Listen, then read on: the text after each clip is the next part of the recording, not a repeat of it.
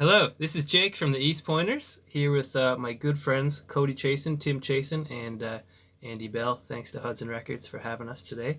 We are here to listen to our latest album, Yours to Break, which we recorded in Nashville in 2019. I'm going to go with that. And did a quick tour in Australia and then got sent home, so we haven't toured much with COVID and all this going on. But here we are. We're happy to be here. And, here we are. Hi, guys. Hey, guys. How's it going? G'day. Awful good to see you. Good to see you. So Tim and Koady are on PEI, Prince Edward Island, and I'm here in Kent. I'm in Halifax, Jake. I just have to, we might as well be totally honest here. Right. So I'm in Halifax. I'm not in PEI, but that's okay. But you are from PEI, Code. He was half. Yes, I am from Prince Edward Island. So there, yes. Yeah. Thanks. Just like to clarify that. It's good to clarify. It's good to be honest in these things. Yeah. Oh, sneaky. Track 1.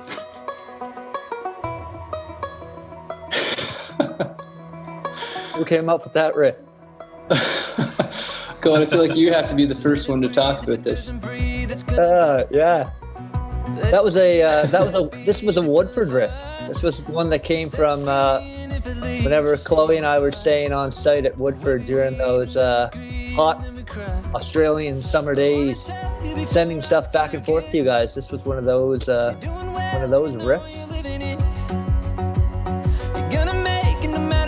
I remember, Code, when you played it for me first time, I was like, oh my God, we have to write something over this, whether it's a song or tune. And I thought like definitely song, because it's just such a happy little banjo riff.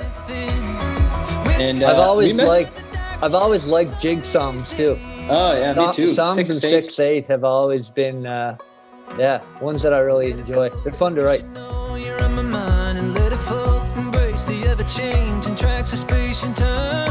This was one of those songs that I think evolved every sound check we had. We were writing it on the road. And every sound check we'd play this riff and move out for a while. I remember we had a good jam on it. We had an Airbnb in North Carolina for a few days off, and it reminds me of when we set up that sound system and we were really messing around with this riff, and we kept holding the 1, was it? Or no, the 5 for like 10 minutes. We kept wanting to go back to the 1. Anyway, and then it was on Halloween, I guess in 2018, that we were operating with Colin McDonald, and we were like, we should try to develop this song, something like really as much as we can. And Colin is the lead singer of and writer, I guess, too, of the Trues, which is a Canadian, really great Canadian band. And and it's cool how he had he had this wintergreen idea, and it kind of spawned from chatting about mental health. We were having some deep conversations that night, I remember. And how it affects everyone, and just kind of seeing the brightness in someone through everything. And so it's kind of hope that was what spoke to people about the song. And it seemed like it did, which is... Yeah, I remember the night writing this song. It was, What part of Toronto was that, Jake, that we were hanging out in with, was it Ronsonsville? Yeah. I just remember the feeling whenever we left. It felt really good. It felt good to have this song kind of out there. Yeah, I agree.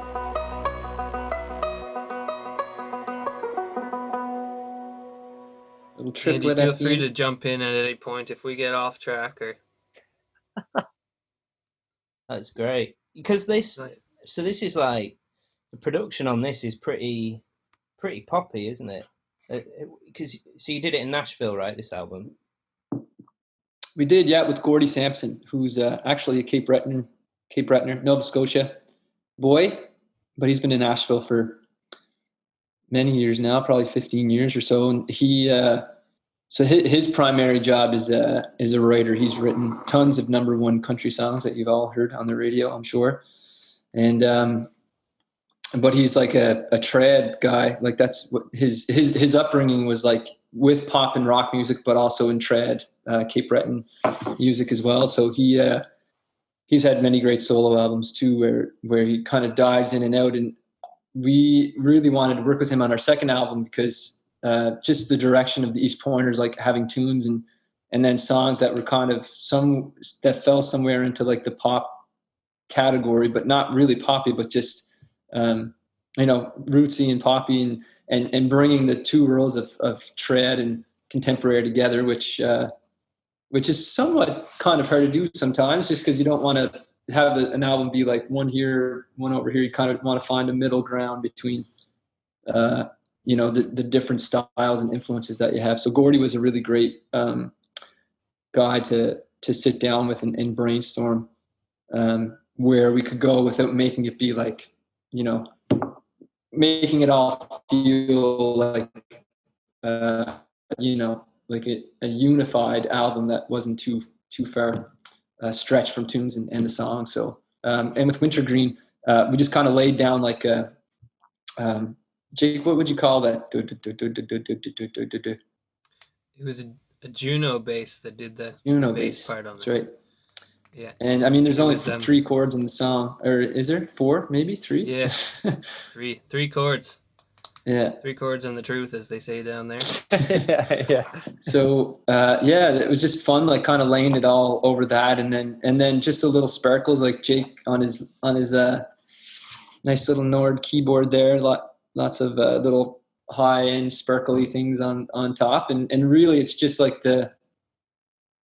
it's nothing too crazy that's underneath there, but just to try to make it nice and clean and stick out, I guess. There's a really high vocal. Sorry, go ahead. Sorry, Jake, you go ahead. I was just gonna say there's a really high vocal part in there. This it sounds like a falsetto lady singing very high, but that was I think I was closest to the mic stand in the studio, and Koady told me to sing some notes and tune them way up. So I enjoy hearing that. Yeah, I'm surprised that that track. You haven't had any film offers for it, have you? Because it's proper kind of cinematic, that track. Yeah, no film offers. No film offers, but I will say that of all of the songs that we've written, that is the one that kind of constantly people come up afterwards and they connect.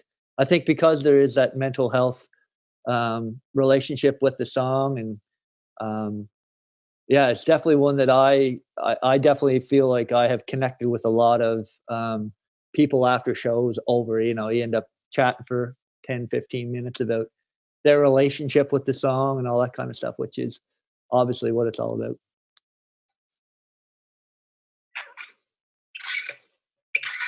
Sorry guys, I'm just I got my thermos full of coffee here, just seeing how far I can take this anxiety.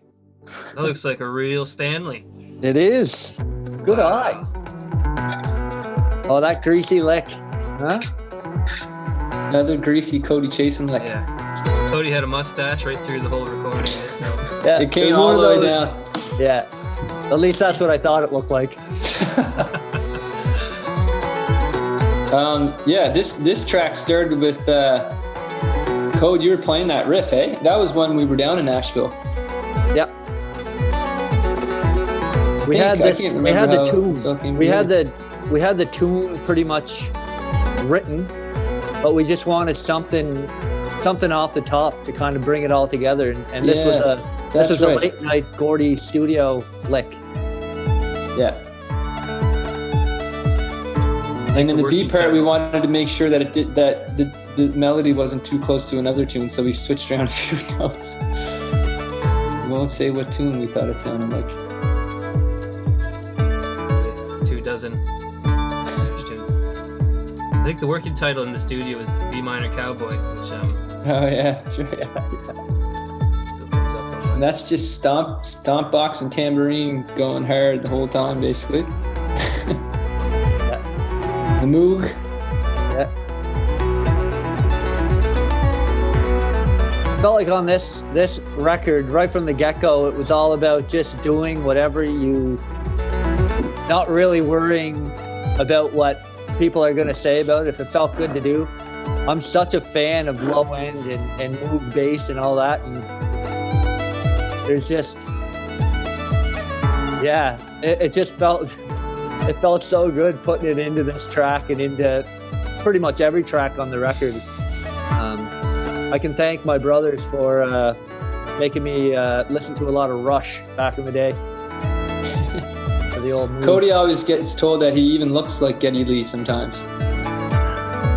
I would need to when you don have my your hair. glasses. I did have the black glasses that I still don't think I look like Geddy Lee, but I can kind of see. I can see it. We both have very long faces and pointy chins. What was it, Koady, that Chloe said about this track? I remember she had some great lines.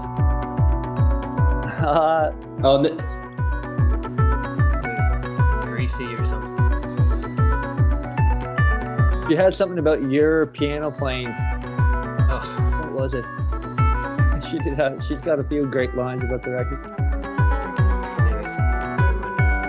Jake, what can you say about your tone here? What would you call that? This is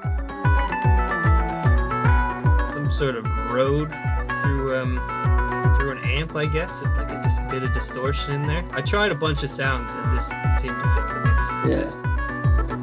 And this is just like a simple little E minor jig that we wrote. I can't remember the name of it, guys. You might have to help me out on this one. Suspicion confirmed. No, that's the last one. That's the last tune. This tune, Fortune and Favor. Fortune and Favor. That the little tenor guitar lick was another one that was came from Woodford while I was hanging out with a 10-foot carpet snake. Literally, it just sat there, laid there all day and didn't move and just pretty chill.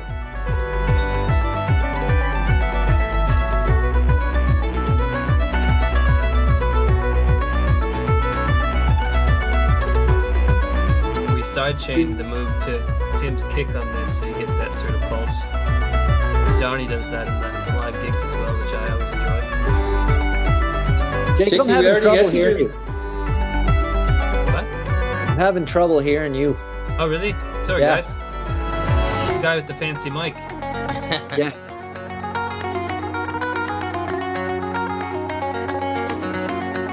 How much do you think the live sound you've done, you know, how much do you think working with Donnie and all that has changed what you do on records now?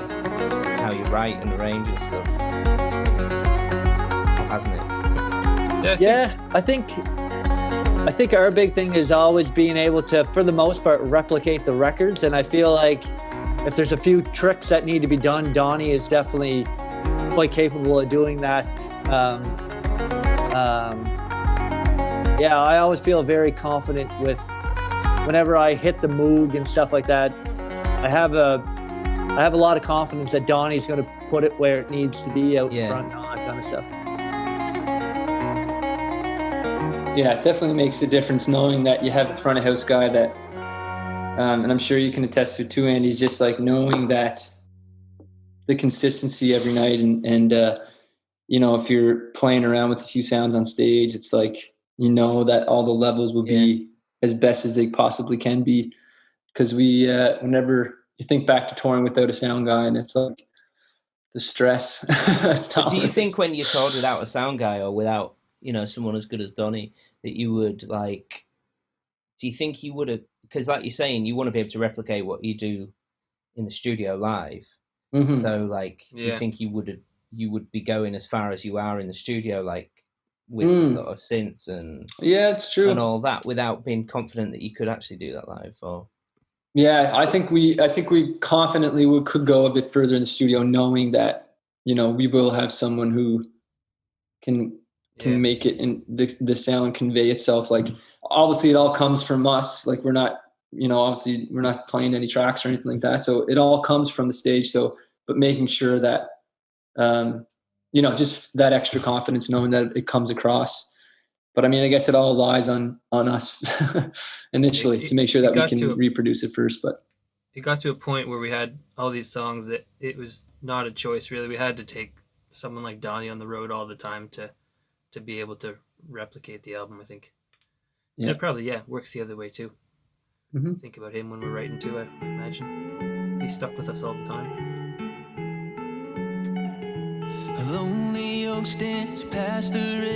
It's another Koady came from the tenor guitar. Yep, that was a Jake Cottage. That was a riff from your Cottage, Jake. The last little writing session that we had before we went into the studio.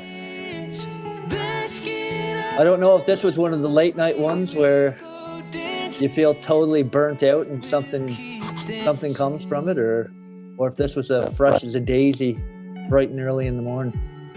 Although nothing usually comes bright and early in the morning, let's be honest. I remember whenever we played this for Koady the first time, he was really confused about the timing of it. And I was like, I don't understand how you don't know. Like whenever you first played a chord, I started singing over it and I was like, I just made 100% sense to me, but someone listening to the first time, it could be confusing what time signature it's in until like a thud comes in, until the sound box comes. But yeah. Actually, I watched this is the one with like a lyric video, is it? Yeah. Yeah, I watched that earlier on and I was feeling it completely different until the kick came in. Yeah. So that's really funny that you say that, because I thought that to myself. I was like, oh, right, that's how it is. Right, it's not how I thought it was. Yeah, that's funny. I think it sounds like it's in 3 when you start playing the lick, but then Tim comes in with 4. I'm going to switch mics here, guys. Let's try this out. Yeah, cool.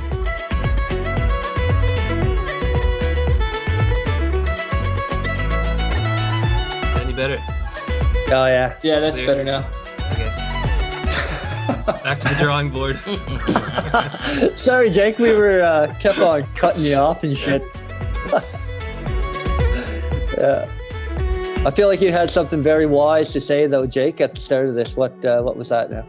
No, it was exactly what Tim was saying. How it sounds like it's in 3, but then the stomp comes in 4 on the floor. And, yeah. This is definitely one of the funnest ones to play live. I love playing this one live. It's so fun. Yeah, we experimented a lot in the production part of the song, just because, well, if you notice in the breakdown, there's like kind of like almost like a Cuban bass rhythm, but it's like a kind of electronic bass, like really fat kind of. And then even with the vocals, we used the vocoder over the top of the harmonies that Koady and Jake did. It's really, we actually kind of based our harmonies around the vocoder, what the vocoder was doing. Jake and I, which was weird, super weird to do in the studio. It felt so unnatural to be doing that line, but yeah, kind of fun. And we thought, like, remember we started playing the tune over it, and it was like, oh, are we really going to put a tune over this like cool breakdown? And we're like, screw it, let's do it. Like, there's no rules to. You were trying to get out of playing the fiddle, Tim. You thought it was too fast. Remember that? Was it this one? I thought it was this one. No way I can play a tune that fast. Oh no, it wasn't this one. It was. No? It's coming. It's coming. That would be I would say that's probably of all the songs, that would probably be the funnest one to play. Yeah, it's a good time. Oh, maybe this is the one, Tim. Yeah, it was this one. It was this one. I was like, there's no way I can play this tune that fast. So what's the cushion stuff made up out of? The bed? Beat there, you mean? Yeah. How do you do that live? We've left some of that like 808 rhythm stuff. We just haven't done that live. Right, yeah. But is that what it is on there? Like, it's a drum machine. Yeah. But we've started using these These are all old movie vocal effects, and we've sampled these and used them once. Copyright free. Yeah. Yeah, free domain.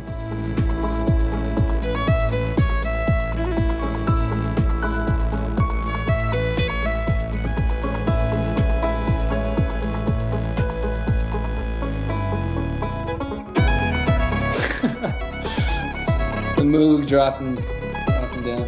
Yeah.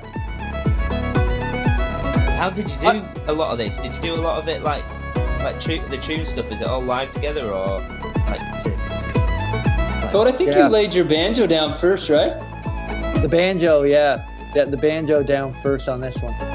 But normally everything that we do tune-wise, we always do together. Yeah, because you're not actually playing melody. You're holding down the rhythm for this one. So yeah, I'm just I just doing put the fiddle little on top.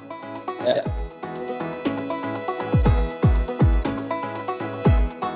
And Koady, you always play the Moog live while you play the banjo. Moog with your feet, but in the studio you played it with your hands. I remember watching you through the window.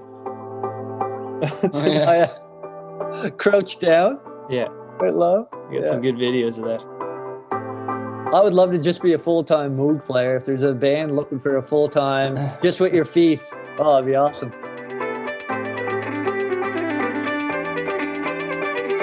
Definitely some dance vibes for this section of the track. I remember when this is like my dad's favorite tune because it like sounds the most like East Coast Canadian. If you strip everything away and just play it in a traditional setting, it sounds like the most East Coast Canadian tune on the entire album. It's my dad's favorite one. Yeah, there's some fun little bass parts in this one.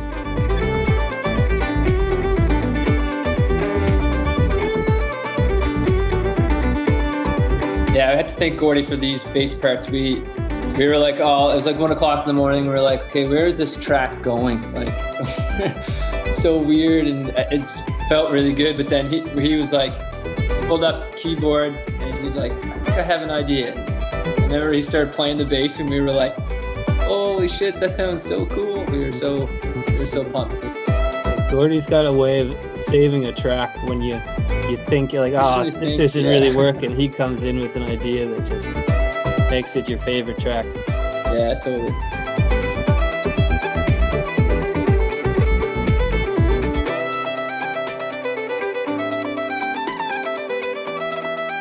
I remember we were originally going to extend this out, the outro, quite a bit. And Gordy's like, cut her off.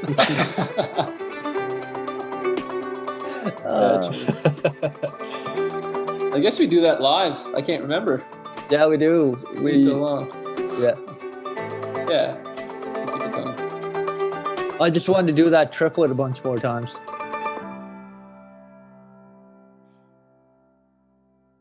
Yeah. That was a fun one to do. It's a really fun one to play live as well. Yeah.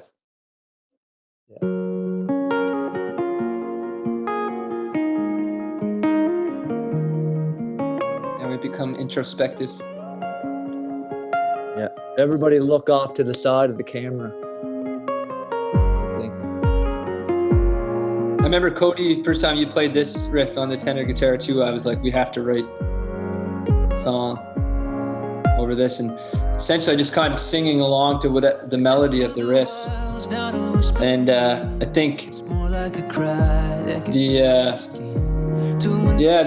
I don't know, I guess whenever we brought this into Koady, it was just some 808 bass. It's only really the thing that got added to it, and a few other little weird like tapping on wine glasses, and fairly straight ahead though. Yeah, that sonar sound is one that I like that one too. And we have Lindsay Lou, American singer-songwriter, who's amazing, sing as well on the song. Harmonies, she's so good. And she opened up for us on our entire Canadian tour when the album came out, which was, or almost our entire Canadian tour, and she's a legend. Yeah.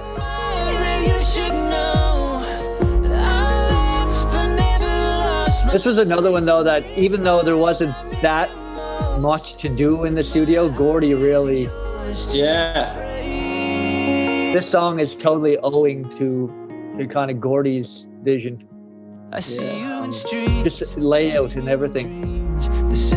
And we wrote this song with Koady. Yeah, we did. In the studio. There's never a day goes by. Take me home. There's Tim on his little Yeah. That sonar that Koady mentioned was just a sample off a splice from a submarine, apparently. No, that one was done with the guitar. Oh yeah, And inverted. you're right. It's a guitar on the record, but on the live shows I've been using a submarine. Yeah. Yeah. That was the closest thing to replicate Cody's guitar submarine sound. Oh, this is just making me really want to play music again. Oh my God, it's been so long. It must be pretty mad for you because you guys are always on the road, aren't you? So like crazy few months, nothing. Yeah, I mean, obviously it's been really nice being home and stuff, but Family are getting sick of you now, right? Yeah. It's nice to do. When are you leaving again? Yeah.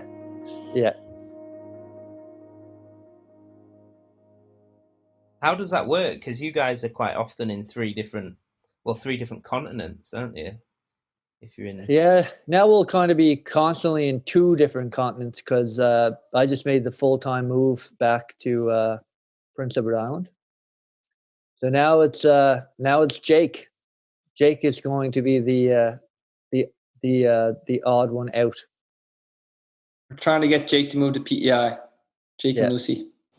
Because our sound guy, Donnie actually just moved back to PEI too, so no pressure, Jake. Well, I'm recording with Lucy next week, so I won't have a word with her because I'd rather she was staying here. But yeah. No, you make do. Yeah. You make do. It's a pretty quick flight when the planes are going. Used to be a pretty easy trip over, but a little different now. Oh, speaking of Lucy Farrell. Hey, That's her. That's her voice, yeah. This is also a really fun one that I miss playing. That's funny because that original little arpeggio thing on the banjo, we did that originally at a sound check and had it on a voice recording. And for whatever reason, we kept on going back to it. Do you remember? We were trying to figure out how to exactly do what we did in the sound check.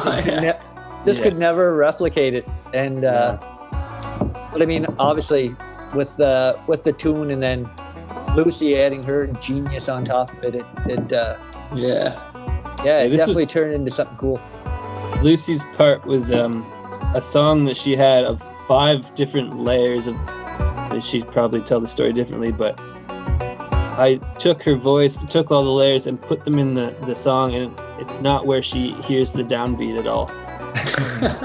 So I think she has a hard time listening to this. This is the one that's. Is this the tune that? Because I did a project with Lucy on that was all about fairies, and this is. Yeah. She wrote for the fairies. That's right. Yeah. Or Selkie. Maybe it was a Selkie thing. She got obsessed with Selkies. Yeah, that's the one. Which she can't do. They're enchanting things. Yeah. Haven't seen her since. There's the move again. I remember we were listening to some Lauryn Hill whenever we were trying to figure out like what cool beat could like go underneath it, and just some like kind of 90s hip hop and vibes. I was just about to ask where you feel like most comfortable, like with your kind of tune, where you get your tunes from, but I didn't think the answer was going to be like Lauryn Hill. Yeah. Do you like East Coast Canadian tune players, or are you Irish tune players, or are you I would say like for Koady and I, growing up in PEI, we're like, you know, mostly PEI, Cape Breton tune players, which is, I guess, like East Coast Canadian. And then later in life, I would say I started listening to Irish music, but never as a kid, like growing up playing fiddle was always like, and that's predominantly like more Scottish kind of, you know, Cape Breton PEI style. And then, but yeah, Jake being from Ontario, I guess you were more well-rounded, I guess you could say. Listening to They all usually the are up styles. in Ontario, aren't they, Jake? They're usually more well-rounded up there. More educated. No, I wouldn't say Educated. that. Wouldn't say that. But yeah, blended different styles in Ontario, and then obviously listening to the radio a lot through the 90s, and I think all three of us loved pop and rock and stuff, so it all come together with this band a little bit. Yeah. Definitely have an eclectic taste in music, that's for sure.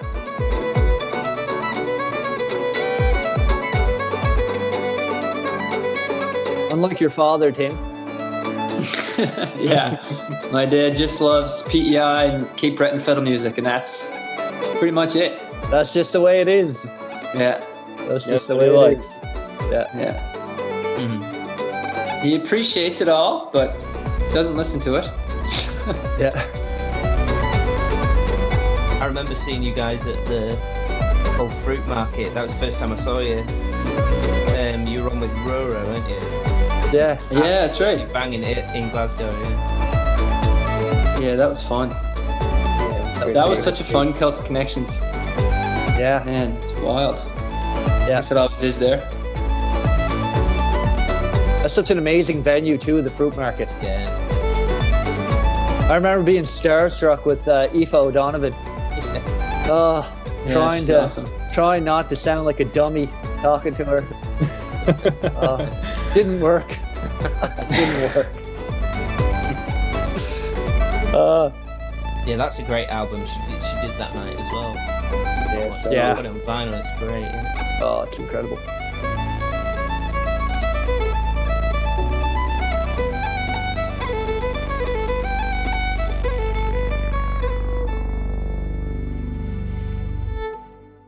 I always love that filter sweep at the end. Doing that live, it's always so much fun. I love it.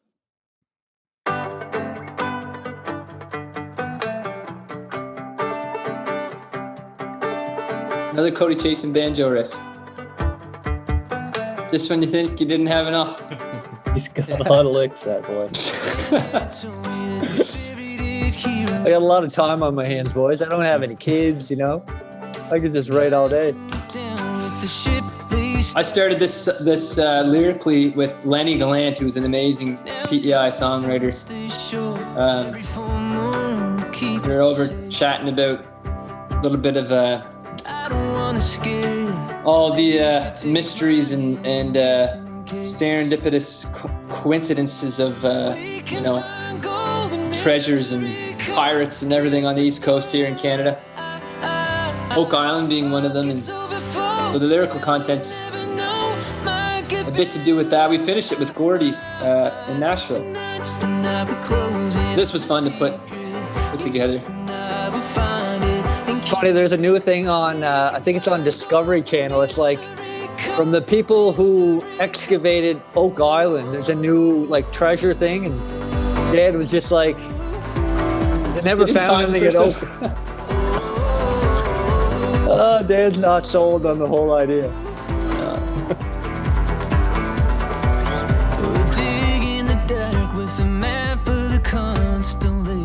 But it doesn't. Anyway, it's crazy, the story of it. Yeah. Candy, have you ever heard about the curse of Oak Island? I've never even heard of Oak Island. Oh, gosh. it's an island off the south shore of Nova Scotia that apparently has all of these booby traps, and they keep getting sprung as they get closer to finding it. And over the years, like, there's been, I think, 3 or 4 like extremely wealthy people that have bought the island in hopes of getting the treasure there. Brilliant. Yeah, nobody's ever had any luck. Maybe that's what we could do, boys. Yeah. Tim, you got a canoe? We'll head over. Yeah.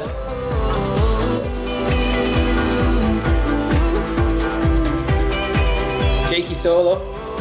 This song is the hardest one for me to do live out of any song we've ever done. I panic when we go into this song because there's so many parts that I don't have to do, but I try trying to play all this stuff, and it makes me sweat every night. It also makes me very out of breath as well.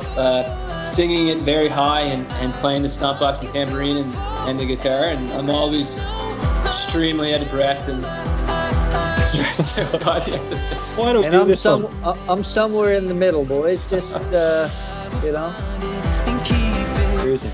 Is that massive thing coming in, like in the choruses? Is that just a Moog again, or On the low end? Just a Moog. stereo kind of? Great production. Yeah. There's a really cool delay on the fiddle, Tim. You were strumming the fiddle. I think you'll hear it at the end coming up here, but Yeah.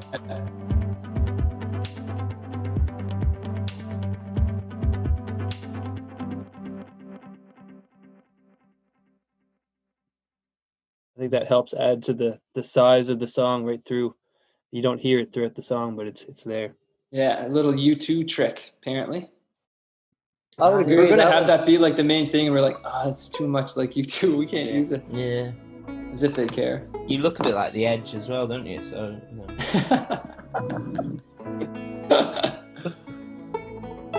You get that little hat.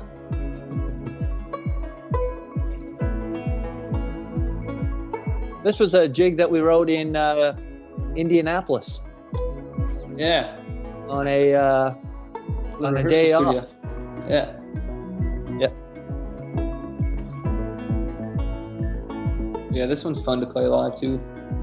We redid this one, didn't we? We did. We recorded it live off the floor. In our first session, we grouped the album recording into two sections where we had like a week and a half each time. And we did this in the first session, and we were like, it felt too much like our last album and almost like our first album in a way. And we were like, we have something better, I think, for this. So we totally canned that whole version and started from scratch with like some Juno bass, actually, Jay. Yeah, the Juno was added as like the last thing, and we were on the road I think I was doing it in the Airbnbs. So it changed the vibe of the track. Which is always scary whenever you can something and then try to start from scratch, because it's hard not to remember what you've done.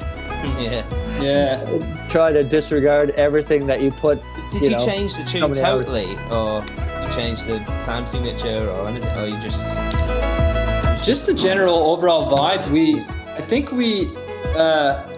when we started getting deeper into the album, like the production was taking on its own its own thing, and then whenever we came back to listen to this, we're like, that's just not up with where everything's at, and we really loved the tune and the arrangement of it. We were like, I think let's bring this up a notch. So we kind of stripped it down and just essentially tried to bring the production up to where the rest of the album was sitting at that point. So yeah, it was one of those things. It wasn't so different that it could be something totally different. It didn't fit right. And I'm so happy that we ended up kind of trying a different feel for it, because Jake, I remember there's something in particular that you do in the little breakdown that I remember whenever we were watching you. You. This part. Oh yeah, your piano part. Yeah. That was on a real grand, wasn't it, Jake? Yeah, it was. And I remember doing like 2 takes and Gordy saying, "Yeah, we got it. All good. Come on out." And I really was not too excited about what I just played. You really wanted to go back in and record. Let me try. Like, a couple hours later, I'm sure I can go back in to do that part. And we were like, "No, we got her." Yeah. But I quite enjoy it now. It's all right. Oh, I love that. That's my favorite part of the tune. I love when that happens. Whenever all three of us are guilty of it, it's like, I think I can do that better. And thank God we have Koady, or else we'd be in there for friggin' hours. Yeah. But yeah, it's like, no, we got it. You did it. It's fine. Be like, no, I think I can do it better. It's like, no. Andy, I hear you're good at that too in the studio. Lucy says you cut her off. Oh yeah. Well, I just get bored otherwise, isn't it? It's just pure laziness, really. Yeah. It's true. Did Koady mix the album as well? No. It's a guy who he works with quite a bit down in Nashville. Dave Sally is his name. He engineered the album as well in studio. Yeah, he was there throughout the whole recording process, kind of as we went along, was turning knobs and mixing stuff.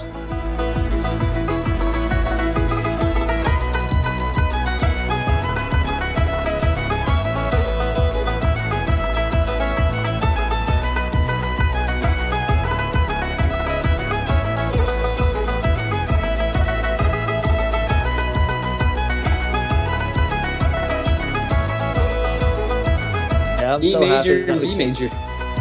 Yeah. Happy chords. I think E major is my favorite key. Yeah. I think we had that on a previous listening club with Sam Sweeney as well. Yeah. I think, well, it's just like, it's the happiest key. It is the happiest. It is. It's such a happy key. I don't know what's next. I know, I'm drawing a blank. Oh yeah, if you're still in, I'm in. Oh yeah. There's another one that we wrote with Colin McDonald. And actually the fiddle tune that's built into this is a tune that we wrote for Anthony Field, who is Anthony the Blue Wiggle. A good buddy of ours from Australia that wrote him a tune, and then kind of Colin McDonald really wanted to have a crack at writing a song to a fiddle reel, and and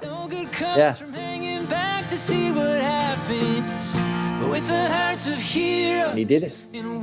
I was listening to his version of Wheels on the Bus, I think, the other day. Oh yeah. Classic.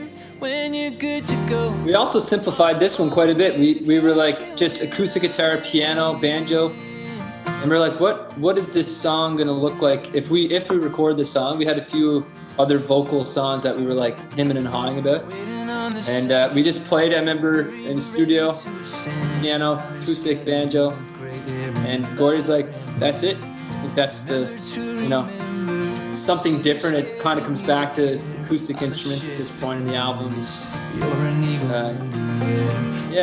love how this one turned out. I think to me this always felt like the last track of the album. This was going to be the last track. You sort of get that vibe about certain songs. And then we wrote a tune that beat the vibe to the last track. Come again, bright days, come again, when you're good to go. I'm following if you're... Did we do this in the first round of recording or the second? Second round, I think. Second, I think. Why do I have memories of us doing this in the Studio A, the small studio? Yeah, I do too. We might have tried it. Oh no, we did do the beds, I think, in the first round. I think we did did. The piano, and that was one of the last things I did on the record. Just the piano. And then we redid the acoustic, I think, in banjo, maybe? Can't remember.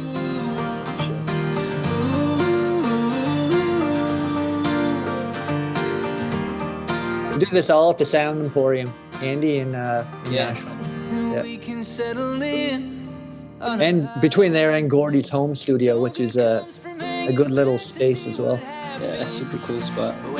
Is Koady based in Nashville or PEI? Yeah. He's in Nova Scotia right now. He spends his summers back home.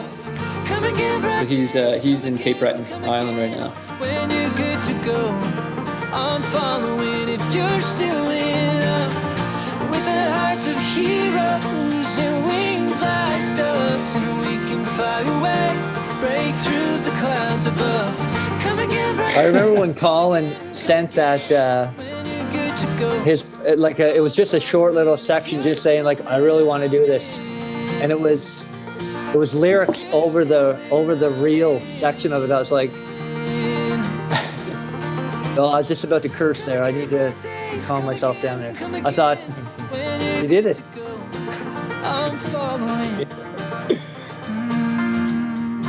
I don't know your stance on cursing, Indy. I don't want to be the first person to. No, it's fine. All sorts of people said all sorts of stuff. I think even Kareem Polwart swore on a listening club. So you know. Wow. She's amazing. Yeah, she is awesome. This is the last one.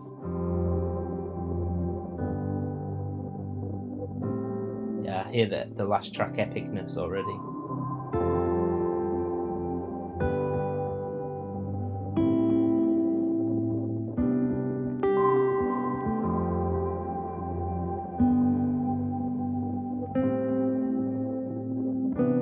It was one of those settings on the Nord keyboard that I turned a bunch of dials and sounded kind of cool, and I was really scared to touch anything. I've never been able to quite replicate the sound again. You haven't been able to. No. Start from scratch every night. You couldn't figure out where to press save. No, well, no. At that point, I didn't know what I was up to on this thing. And it's funny, with all those expensive amps that were in the studio, I ended up just using my little Yamaha. Oh yeah, that's right. Miking that up for the tenor guitar. Remember, everyone was like, "Hey, sure you don't want to try?" Yeah, well, but we did try a couple, and the little Yamaha sounded the best, and we're like, well, whatever.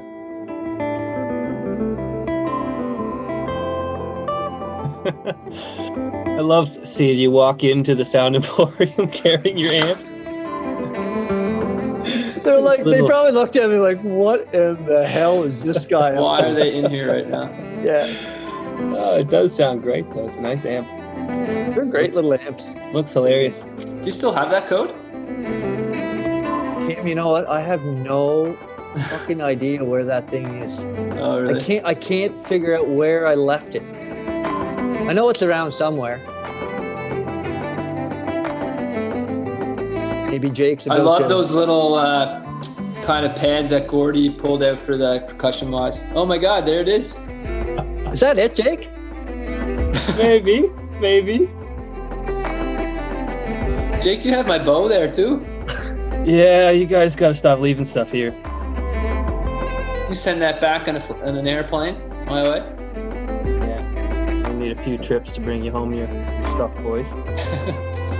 We used a lot of 808 stuff on this album. Like, it was just kind of like just that low subby bass sound, and this was a track that we kind of felt cool on. And this was definitely a track that we tried to build from start to finish into this kind of crescendo or whatever. Like, it definitely had an arc, this one. Yeah. Which we found a spot for in the live show as well, which is nice.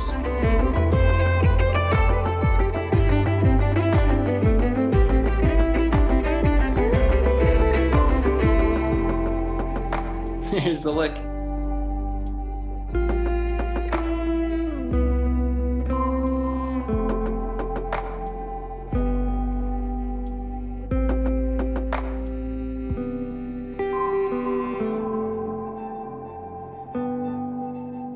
Yeah, definitely a last track on the album. It's got Koady written all over it. Just the general feel of it.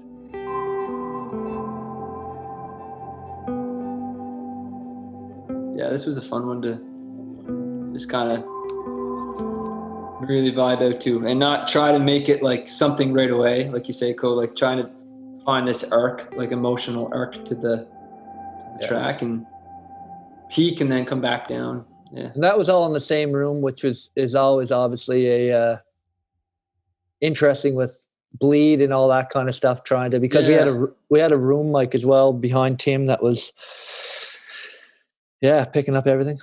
I played that. I think I played that tune like 15 times or something. Koady kept saying, I think this, like, kind of chill out a little bit more, fiddle or whatever. And it was like, okay, really get my Martin Hayes vibe going on here.